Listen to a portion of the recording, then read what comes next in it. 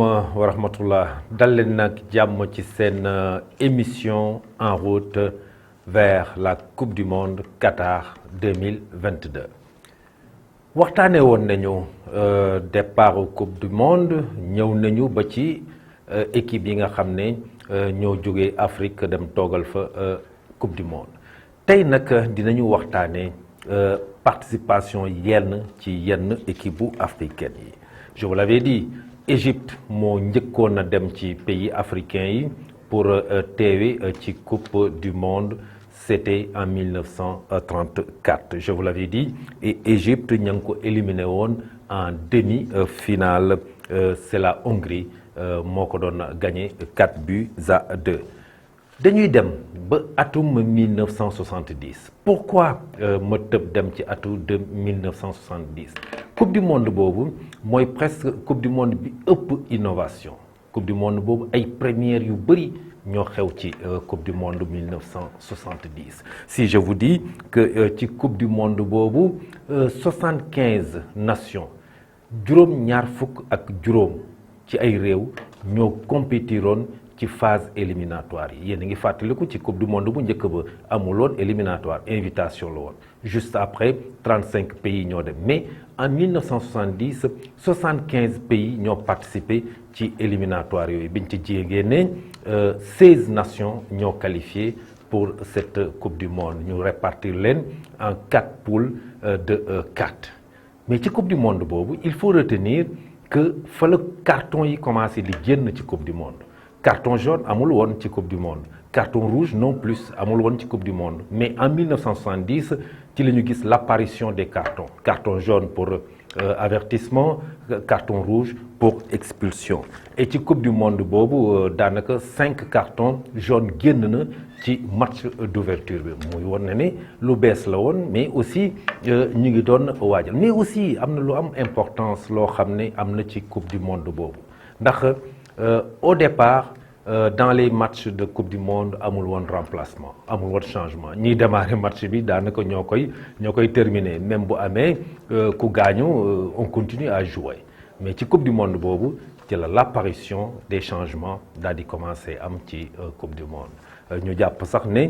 ci coupe du monde boobu ci la ñu njëkk gisee un changement que njëkk a def changement bi c'est l'Union soviétique c'est bien de le rappeler et de garder cela en mémoire c'est la première fois que dans un match muy am changement et que dans cette coupe du monde xam nga dañu doon wax ne suñu ñëwee à cas d'égalité ci match de poule yi en cas d'égalité lii départager équipe yi c'est le goal différence de but marqué mooy départager équipe yi mais si l'égalité persiste tirage au sort la dañuy def tirage au sort ñu jéem a xool ban équipe mooy qualifiée c'est l'arbitre qui fait le tirage au sort et qui désigne l'équipe qualifiée loolu tamit lu ñu jara wax la en quart de finale et en demi-finale en cas d'égalité c'est un tirage au sort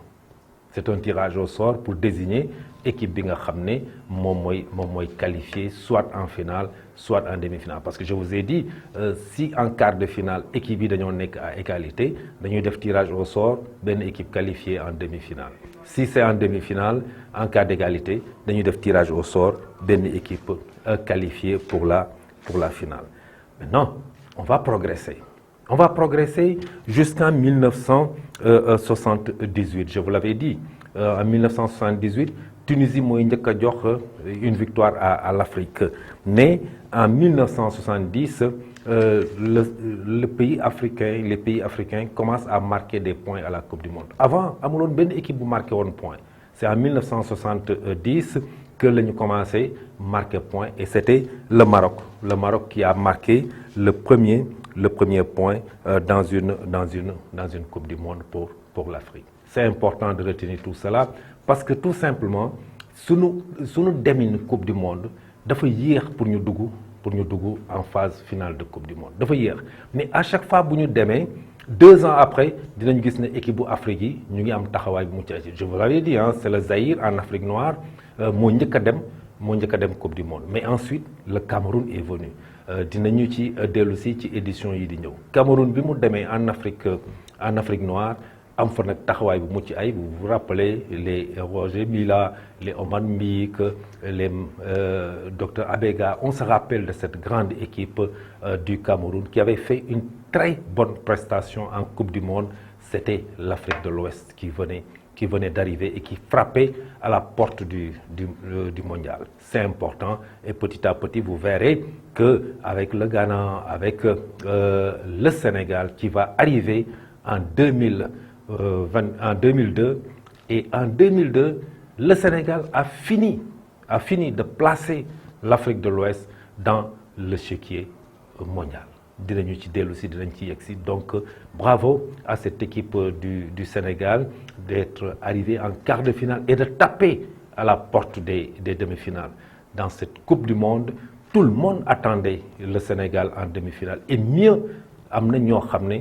commencé woon nañu xeeñtu la Coupe du Monde. Je fais partie de ceux qui pensent que 2002 nous pouvions gagner la Coupe du Monde. On l'a manqué de peu. Et aujourd'hui, le Sénégal repart avec à peu près les mêmes atouts que 2002. Je vais y arriver. Et sinon même mieux armé que 2002. On va y arriver dans nos prochaines éditions. Su ngeen taaxirloo ma ñëw yéen dans le reste de cette émission.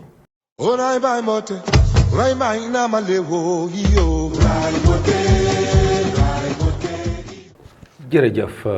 Maintenant, nous sommes de plein pied dans cette Coupe du Monde Qatar 2022. gaynde yi yegg nañu tàggatu nañu Sadio Mané on l'attend toujours war na def yeneen examen de contrôle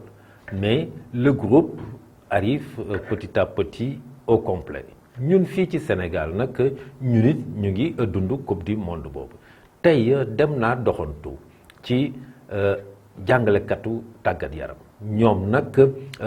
ña nga ci ak seeni élèves mais ñoom it ñu ngi préparé Coupe du Monde élèves yi aussi ñu ngi préparé Coupe du Monde am na ci ñu ma ci seqal waxtaan kii di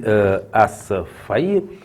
jàngalekatu EPS la et c'est un optionnaire de football seq nañu ak moom waxtaan ci naka la gisee équipe nationale bi mais aussi laaj nañ ko bu doon tey jàkkaarloo nag Aliou Cissé ak joueurs yi lan la leen di yóbbante As Faye la ñuy teew. As Faye ñu ngi la fekk fii Cour xam nga ne ñu ngi préparé la coupe du monde noo gisee sa équipe bu Sénégal bi. waaw Fallou bi yaa ngi joué di la nuyu di la ziar di la jaajëfal di la jox sa wàccuwaay di la dalal aussi fii ci terrain TP xam te ni depuis 2 ans fi ñuy defee pour EPS gis nga terrain bi ñu def mondial bi équipe nationale bi am nañ ci yaakaar lu tax am nañ ci yaakaar mooy que li nga xam te ni moom la ñu yóbboon Coupe d'Afrique soo xoolee li ci manqué bariwul 3 à 4 éléments maximum moo ci manqué donc te solidarité bi ñu demoon cohésion bi ñu demoon Coupe d'Afrique je pense que suñ ko demee ak Coupe du Monde bi yaakaar naa ne même suñ jëlul Coupe du Monde bi war nañ mën a sori def ci carré d'as bi ñuy wax carré d'as nag mooy quart de finale demi-finale finale te foofu cap boobu eggoon nañ fa ak Bruno Metsu donc tey jii soo fekkee ñoom Aliou Cissé ak Bruno Metsu eggoon nañ fa te Aliou Cissé yàlla def ñu équipe nationale kon tey war nañ am yaakaar bu jëlee Coupe d'Afrique te génération yi fi jaar yëpp waroon na mën a jël Coupe d'Afrique bi gañuñ Coupe d'Afrique bi yàlla jógal mu jaar ci ay loxoom ñu gañe kon duñ def loolu am yaakaar parce que aussi li olof di wax moo fi nekk ku la jox ndékki bu la diggee añ da nga koy gëm suñu premier objectif mooy fexe qualifier match de poule après nag ñu gérer match par match. mais poulu Sénégal bi Sénégal Pays-Bas Qatar Équateur ñan ñooy favori ci poule boobu. xam nga nag buñ dee wax favori dëgg sooy xool Équateur moo war a nekk favori parce que Équateur ñaata yoon la dem coupe du monde Sénégal ñaata yoon la dem coupe du monde kon donc nga xool Pays-Bas ñaata yoon la dem coupe du monde donc ñaari équipe yooyu ñoo ñu war a poser problème Équateur Pays-Bas parce que c'est des habitués parce que ñoom comme ñu ni dañuy def suñu coupe d'Afrique xam nga asiatique yi aussi seen coupe boobu di taseeg Brésil di taseeg kii tey ñoom Équateur ñoom pratiquement booy xool ne def naa Brésil kon donc tey Sénégal su amee ku mel noonu dafay mel ni dafa am en face de lui équipe Brésil wala équipe Argentine te équipe yooyu du ñuy équipe yu ndaw kon donc bu ñu rêvé ñu nit parce que am na loo xam te ñoom c'est des habitués tey ñun peut-être xëy na bii mooy suñu deuxième participation tey waxuma ñu dañuy dem pour jàngi de mais ak potentiel bi ñu yor mën nañoo gagné ku nekk na. tey boo jàkkaarloo woon nag Aliou Cissé di ko bugg a digal loo koy digal ban conseil nga koy jox. man de conseil bi ma koy njëkk a jox mooy équipe la meilleure façon de se défendre c'est d'attaquer parce que boo yoree bal bi di leen jaaxal ñuy xalaat ñu lay contenir ñu lay marqué duñ la sonal si ginnaaw mais boo taxawee di leen xaar duñ la wax fekkee ak football bu gaaw bi ak joueurs yu gaaw yi parce que ñun peut-être dañuy am ay individualité dañuy wax Sadio Mané mais Équateur koy wax donc tout le monde attaque tout le monde défend man conseil boobu laa koy jox parce que coupe du monde lañ nekk loo dugal bun nga koo encaissé waaye loo encaissé bun nga dugal ko du yomb. jërëjëf Alaaji su fekkee am na kàddu bu mujj. waaw kàddu bu mujj bi daal mooy solidarité. et puis ñu jàpp ni football la ñett moo ci am. victoire défaite match nul. kenn ñaanu ko yàlla mais am na tamit loo xam te ni bu mënee bu waree dikk dañ koy préparer il faut se préparer en conséquence. dañuy dem fekk suñuy nawle fekk suñuy naataango mais bu ñuy gëm ni ñu dañoo war a dem rek pour gagner ñëpp pour nga gagner coupe bi nag il faut nga gagner ñëpp mais nag ki ñëw pour gagner la yëpp yooyu da ngaa ñëw pour gagner ko. kon donc gagnante moo fi nekk wala match nul kon il faut qu'on se prépare en conséquence xam ni ñi bëgg a gagner ñooy lañ bëgg a gagner. supporters yi fu ñu am dal xam ni affaire bi du ñuy sorxo sor. jërëjëf As Faye mais yemuñu ci moom nee naa leen gone yi ña ngay def éducation physique et sportive am na ay élèves yoo xam ne tamit tàllal nañ leen sunu micro ndax ñoom it ci mbir mi la ñu bokk kii ab élève la nekk ci 4e ci classe boobu di Mamadou Cissokho moom it am na xel mu dal te mu ngi supporter bu baax a baax équipe nationale du Sénégal. noo tudd. Mamadou Cissokho. Mamadou Cissokho ñu ngi waajal coupe du monde bi noo gisee taxawaayu Sénégal ci coupe du monde bi. ah Aliou Cissé li ñu ci xaw a def moom man benn instant mën nañu ni baax na benn côté baaxul te gars yi ñu ngi werante ni Saliou Ciss dañ ko war a indi te Saliou Ciss amul club gars yi bëri ci côté boobu la ñuy werante mais Sadio Mané nag dégg naa blessure bi xaw ko garaaw noonu mais dina ñëw ci kan mais garaaw doo am benn problème daal. yow ci ñàkk ñëw Saliou Ciss bi am na loo ciy wax. non parce que ñee dañuy compétir moom compétir parce que moom nekkul fenn moo tax. mais bu nekkoon feneen fenn ñu indi ko. mais dafa nekkul fenn moo tax fu ñu jëlee Saliou Ciss indi ko war nañu faa jëlee Kara Mbodj indi ko. waaw léegi noo gisee poule Sénégal bi Sénégal Qatar Équateur Pays-Bas. amagum naa yaakaar rek xaw ma nag li yàlla def après mais amagum nañ yaakaar. tey bu fekkoon ne man maay Aliou Cissé maa taxaw nii loo may diggal sama taxawaay ci coupe du monde bi. encouragé ko rek wan ni ko Sénégal suñu Sénégal la daal wan ni ko Sénégal suñu Sénégal la nu mu ko doxalee rek dañuy ànd ak moom ñun moom ñu ngi seen ginnaaw di supporter quoi ñu ngi seen ginnaaw di supporter. yow noo nar a supporter. man jënd sama mooy xanaa Sénégal. boo ma ñëw sama drapeau vert jaune rouge. di ko sol di zibilé comme ñëpp. su ma amee defee damay zibilé su ma amee victoire damay zibilé. ban classe nga nekk. kon maa ngi 4e F.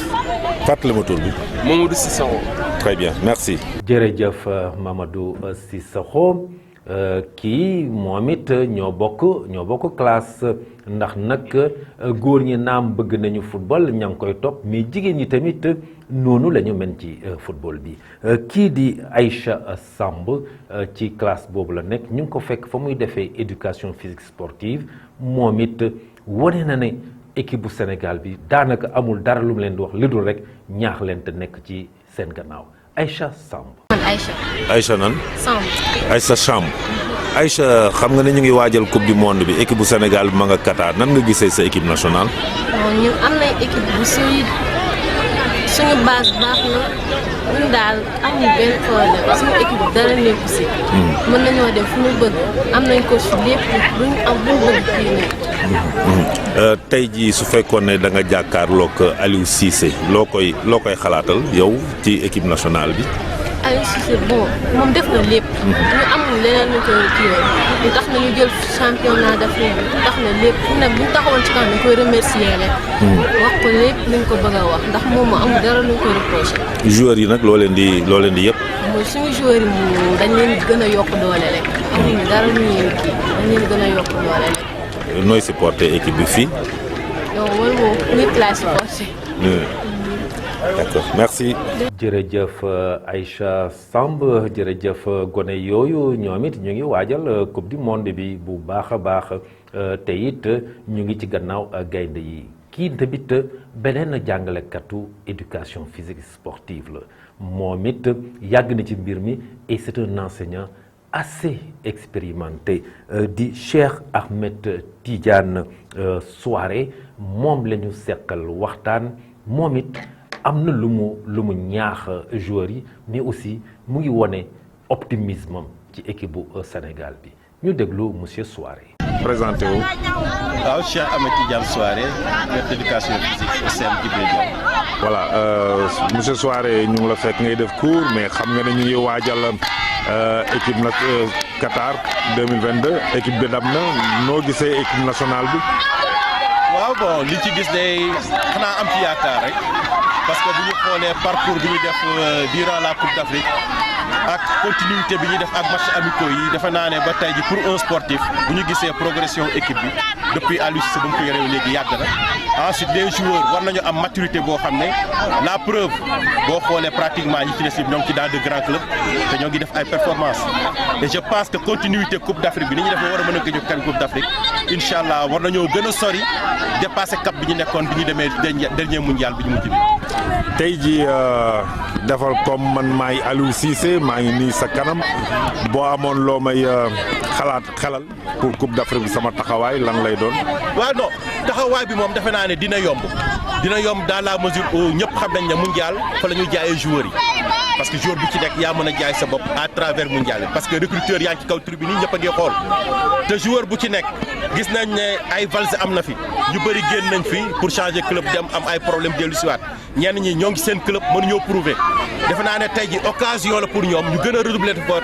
gën a farlu encore ci li ñuy def pour que bu ñu demee ci mondial bi recruteur mën leen gis ñu mën a changer club changer statut pour rapport ak équipe nationale defe naa ne Aliou Cissé ñëpp xam nañ ne mentalité ñëpp xam nañ objectif ñëpp xam nañu xarañam ak bëgg-bëggam par rapport ak fi mu bëgg yóbbu équipe nationale bi et je crois que joueurs yi fi nekk ay trempe Sadio Mané parce que bu ñu xoolee équipe bi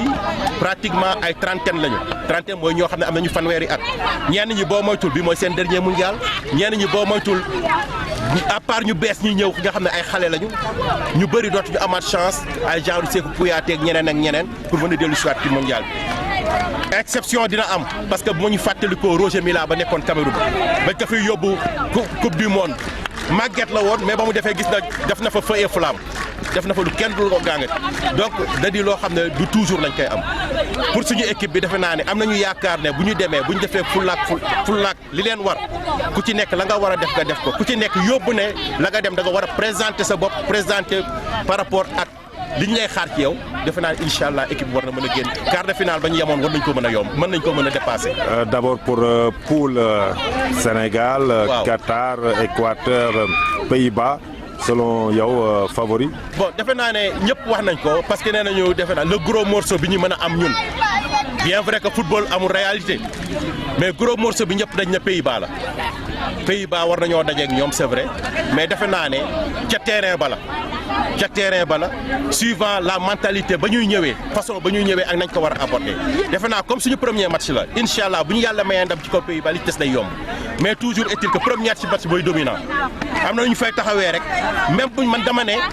xëy na victoire laa bëgg mais même buñ fa amee match nul am na taxawaay boo xam ne bu ñu ko waree mën a incha allah deuxième tour war nañ fa mën a génn tout bonnement. Je vous remercie. maa ngi lay sant Fallou. jërëjëf monsieur Souaré ñooñu nag ñu ngi leen jëloon tey ci suba bi ñuy def seen cours éducation physique et sportive ñu leen di jaajëfal bu baax a baax ni ñu tëjee nag émission bi tey di en route vers la coupe du monde dañ leen di fàttali rek la constitution des poules tey dañuy jëlagum poule A bi nga xam ne Sénégal ma ngi fa nekk di fa ànd ak Qatar Équateur Pays-Bas muy poule boo xam ne dégg ngeen ko ci reportage bi am na ñu jàpp ne Pays-Bas ak Équateur ñooy favori mais am na ñeneen ñoo xam ne ñu ngi gis ne Sénégal war na nekk outsider bu baax a baax am na sax ñoo xam ne ci seen biir xel jàpp nañ ne Sénégal mun naa bokk ci ñaari favori yi nga xam ne ñoo war a génn au second tour jàpp leen ne match bu njëkk bi ci coupe du monde ñu ngi koy amal dimanche 21 novembre fële ca Qatar mi dalal po mi mooy songo ak Équateur ci ëllëg sa nag ci altine ba 21 jàpp leen ko bu baax Sénégal ca lay songo ak Pays-Bas gannaaw bu ñeenti waxtu jotee ci ngoon ci beneen poule bi di poule B li tax mu indi leen ko ndax jongante Sénégal yi jongante poule A bi dafay duggalante ak jongante poule B bi ndax ñoom poule B boobu ñu ngi door seen journée le 21 le jour bi nga xam ne ci la Sénégal di jongante mais Sénégal dafay dugg seen diggante ñaari match yi ndax ñoom seeni match mu ngi commencé à 13h Angleterre moo nekk ci poule boobu dafa songo ak Iran gannaaw bu benn waxtu jotee ci bëccëg ci diggante bi ca la Sénégal di jouer à 16h ñoom seen deuxième match ñu jouer ko à 18h ci diggante USA ak Pays de Galles loolu lañ leen indiloon tey ci seen émission en route vers la Coupe du Monde Qatar 2022 mais di leen wax ne Prestige TV va vous accompagner durant tout ce mondial dara du leen ci et on fera de telle sorte que c'est comme si vous étiez à Qatar di leen jox dig daje ëllëg dinañu waxtaane taxawaayu équipe bu Afrique yi ci coupe du monde yi nga xam ne yépp jaar nañu fi loolu la leen di bëgg a indil ëllëg ak jàmm incha allah l'Afrique